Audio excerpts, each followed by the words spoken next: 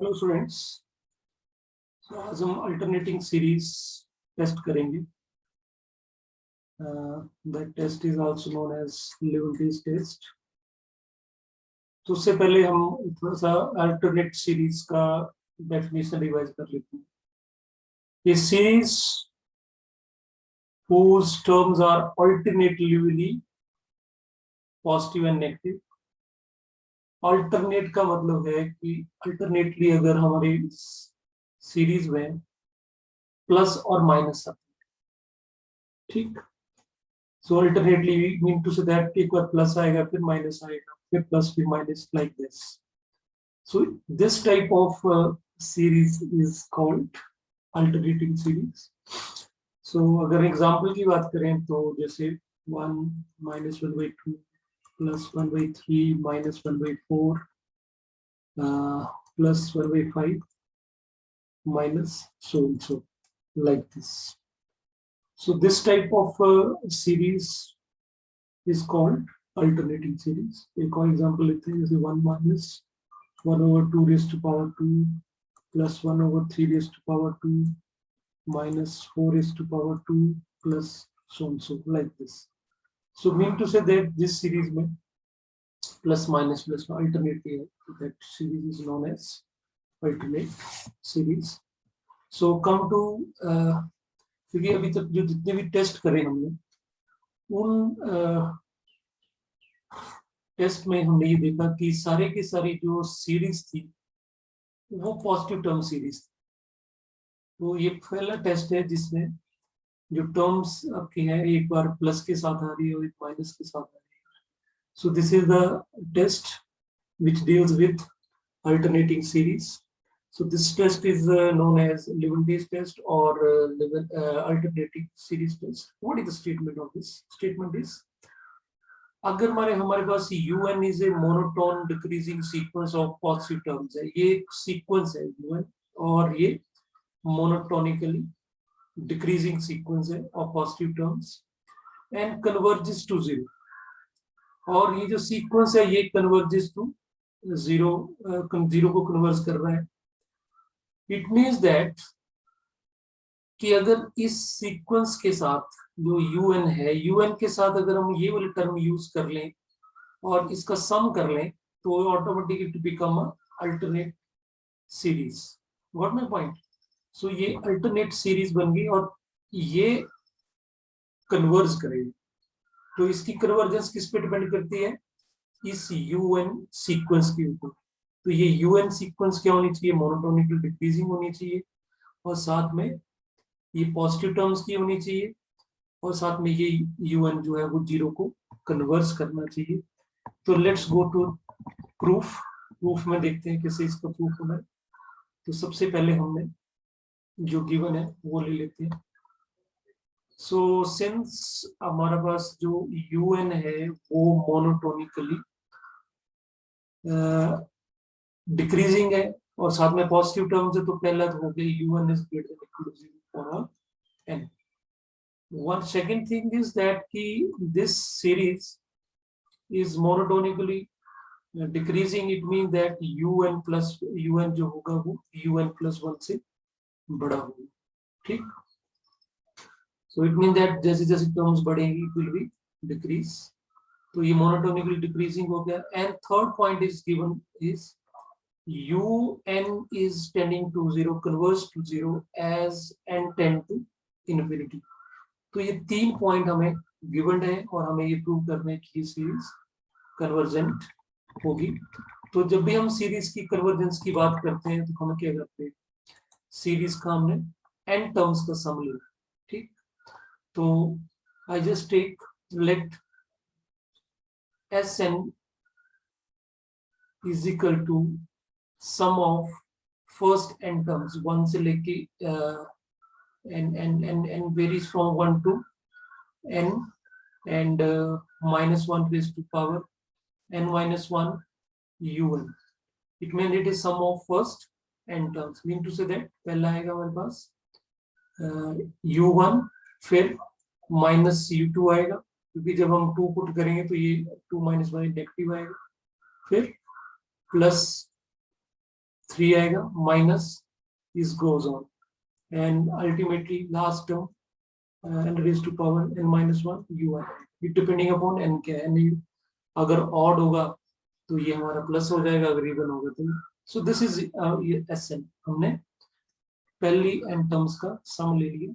Now अब हमने check करना है कि ये जो Sn है वो, अब मैं ये प्रूव कर दूंगा कि ये जो Sn है ये बाउंडेड है, ठीक है, बाउंडेड है, और साथ में ये प्रूव कर दूंगा कि ये मोनोटोनिकली इंक्रीजिंग है, ये Sn।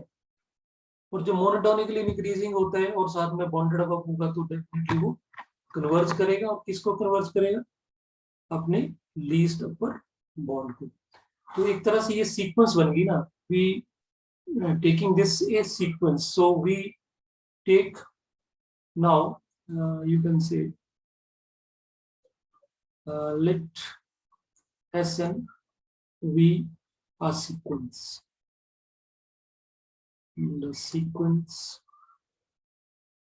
sequence of nth partial sum of this one infinity। सो मैंने एक्सप्लेन कर दिया ये है क्या, ये सम ऑफ फर्स्ट एंड टर्म्स है। अब ये सीक्वेंस है तो देखो, सबसे पहले मैं इसका चेक करता हूँ कि बॉन्डेड अबव है या बॉन्डेड बिलो है कि। तो सबसे पहले मैंने यहाँ पे n, अब n का ये प्रॉब्लम हो रहा है कि ये ऑड होगा या इवन होगा, है ना, यू हैव टू मेंशन। तो मैं ऐसे करता हूँ 2n ले लेता हूँ इसका सब्सक्रिप्ट, कोई प्रॉब्लम नहीं है। तो 2n से क्लियर हो गया कि ये ऑलवेज इवन होगा। तो इवन होगा तो मीन्स अगर पहली टर्म्स हम इसकी लिखेंगे u माइनस, सेकेंड टर्म में माइनस आएगा, थर्ड में प्लस आएगा, फिर फोर्थ में माइनस आएगा, लाइक दिस, ठीक। सो अल्टीमेटली जो लास्ट टर्म बनेगी, लास्ट टर्म जो बनेगी वो नेगेटिव वाली आएगी। क्यों आएगी, क्योंकि माइनस जब इसका पावर, यहाँ पे पावर अगर हम इवन पुट करेंगे तो इवन माइनस 1 ऑड हो जाएगा। So last term will be minus and that term will be u2n। सो अगर मैं इनको थोड़ा ब्रैकेटिंग करूँ, एडजस्टमेंट करूँ, मैं पहली और सेकंड टर्म को चेक करता हूँ, और तीसरी माइनस चौथी कर ली मैंने, है ना, लाइक दिस। सो यहाँ पे जो सेकंड लास्ट होगी वो होगी 2n minus 1 n minus 2n। Got it?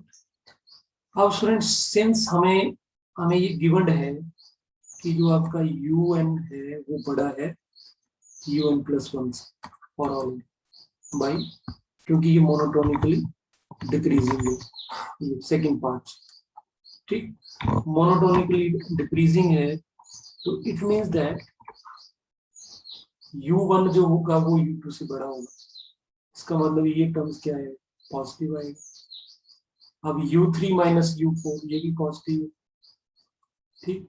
तो इट मीन दैट सारे की सारी टर्म्स जो है वो पॉजिटिव है, जीरो तभी आएंगे जब सारी टर्म्स जीरो होंगी, है।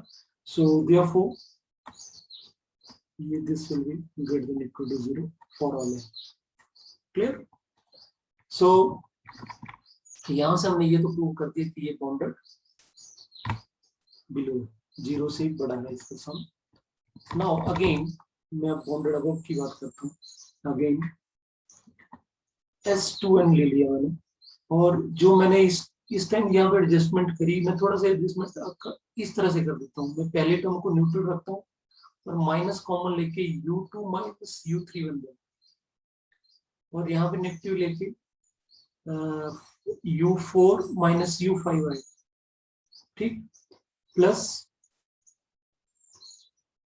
माइनस, सभी टर्म के यहाँ माइनस आ रहा है, सो यहाँ पे हमारे पास जो इसकी प्रीवियस टर्म आएगी वो क्या आएगी, क्योंकि यहाँ पे आ रहा है 2 माइनस 3, तो एक टर्म छोड़ी है तो ऑटोमेटिक लास्ट टर्म छूट जाएगी। लास्ट टर्म आपकी u2n minus 1 as it is रहेगी, और इससे जो प्रीवियस टर्म है उनको आप कंबाइन कर लेंगे, u2n माइनस 2 माइनस,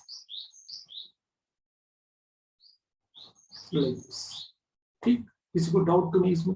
क्योंकि देखो ना ये इवन सब्सक्रिप्ट आ रहा है, यहाँ पे ऑड आ रहा है, यहाँ पे इवन तो ऑड, तो यहाँ पे डेफिनेटली क्या है, इवन 2 माइनस 2 इवन, और ये ऑड सब्सक्रिप्ट 2 माइनस। ठीक, सो स्टूडेंट्स यू सी कि U2 जो है वो U3 से बड़ा है ना, तो इट मीन दैट ये चीज पॉजिटिव। और मैं एक चीज और कर लेता हूँ, नेगेटिव कॉमन ले लेते हैं सभी से, है ना। If we take negative common out, सभी से अगर मैं नेगेटिव कॉमन ले लेता हूँ, तो पहले तो मैं ब्रैकेट के अंदर की बात कर लेते हैं, ये पॉजिटिव बनेगा, ये पॉजिटिव बनेगा, ये टर्म पॉजिटिव होगी, ठीक, और UN तो पॉजिटिव आएगी ना, साइड टर्म भी पॉजिटिव है, तो इट मीन दैट यहाँ पे बनेगा U माइनस, साइड से माइनस कॉमन आ जाएगा, माइनस सम पॉजिटिव नंबर,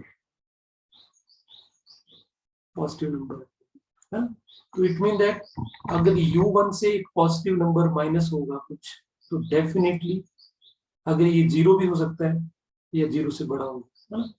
तो 0 ना इधर पॉजिटिव ना नेगेटिव होता है, इसमें कंट्रोवर्शन नहीं पड़ना है, तो डेफिनेटली इसका मतलब जो ओवरऑल ये क्वांटिटी आएगी वो U1 से या तो इक्वल आएगी या इससे कम होगी। तो व्हाट वी हैव प्रूव, मैंने यहाँ पे प्रूव कर दिया कि आपका जो S2N है वो U1 से छोटा है। सो इट मीन दैट जो हमारा nth पार्शियल सम, nth नहीं 2nth पार्शियल सम जो है वो हमारे पास बाउंडेड हो गया फॉर ऑल n। इसका अपर बाउंड भी और इसका लोअर बाउंड भी एग्जिस्ट कर रहा है, और ये सीक्वेंस अब चेक करेंगे कि ये मोनोटोनिकली इंक्रीजिंग है या डिक्रीजिंग है। ठीक, जो सीक्वेंस हमने SN ली है उसको चेक करेंगे। सो नाउ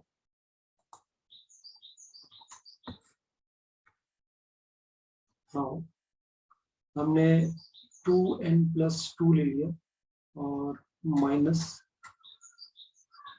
इस 2n लेने का लॉजिक आपको बता दिया, वही है कि मैं इसमें हम इवन ऑड के कंट्रोवर्सी में नहीं पड़ना चाहते, है ना। इवन होगा कि ऑड होगा, तो 2n ले लिया तो पक्का ये चीज जो है इवन ही होगी। तो अगर इन दोनों को माइनस करें तो क्या बचेगा हमारे पास, हमारे पास आएगा लास्ट टर्म आएगी 2n+2, और 2n+2 से क्या टर्म माइनस हो जाएगी,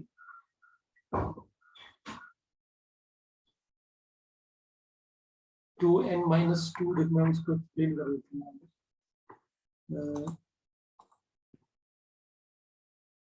देखिए स्टूडेंट्स, हम इसको 2SN+2 को ऐसे लिख सकते हैं, पहली n टर्म्स 2n टर्म का सम, फिर आपकी नेक्स्ट टर्म आएगी 2n+1, उससे एक नेक्स्ट टर्म आएगी 2n+2। Okay, sum of plug first 2n+2 से, तो मैंने पीछे वाले टर्म को SN में लिख लिया, 2SN में लिख दिया, बाकी जो दो टर्म बची बचे, तो ये वाला और ये वाला तो कैंसिल हो गया। ठीक, so what we get these two terms, और ये दोनों के दोनों पॉजिटिव टर्म्स है। क्यों पॉजिटिव है, क्योंकि सारी की सारी जो सीक्वेंस की टर्म है वो ही पॉजिटिव है, all UN are positive for all n, so it means that this is positive, so it means that the positive terms का sum भी positive आएगा। तो from here what we prove that 2n+2 is greater than equal to, तो क्या हो गया, इसका क्या मतलब हुआ, इसका क्या मतलब, जो सीक्वेंस S2n है वो is monotonically increasing। ओके, अगर ये मोनोटोनिकली इंक्रीजिंग है और साथ में and this sequence is bonded for all n, so there implies sequence 2SN is convergent, ये कन्वर्जेंट होगी।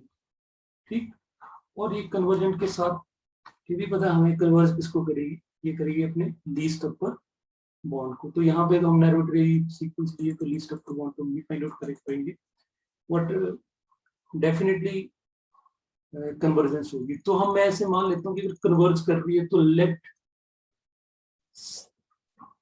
अगर इसको हम लिमिट लगाएं तो ये कन्वर्ज कर रही है S को, मैंने मान लिया से इट कन्वर्ज टू S, ठीक, अब मैं ये प्रूव कर दूंगा कि अगर ये सीक्वेंस जो हमारी सीक्वेंस का 2n जो टर्म है अगर वो s को कन्वर्स कर रहा है तो 2n+1 भी s को ही कन्वर्स करे। ठीक, ये हमें प्रूव करना पड़ेगा। अगर ये हमें प्रूव कर दिया इट मीन दैट Sn भी s को ही कन्वर्स करे। What my point? सो कैसे प्रूव करेंगे ये देखो, हम इसको ऐसे लिख सकते हैं नाउ